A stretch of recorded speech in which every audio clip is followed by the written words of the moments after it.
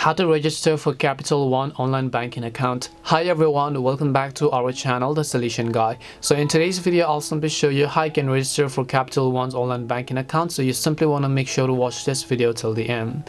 In order to register for Capital One's online banking account, all you have to do is just go to capitalone.com, and then once you come to capitalone.com, you will see this kind of interface where you'll land on this page right over here. By default, you should be able to see the username and password section to sign into your online banking. If not, then you can click on the sign in option here, and right over here you'll find this little button that says set up online access, because if you don't have online banking, of course we have to register one. So under the sign in button, you'll see this little button set up online access. Just make sure to click on that option. Once you click on the setup online access button, you should be able to see this kind of interface where it says to enter your personal information.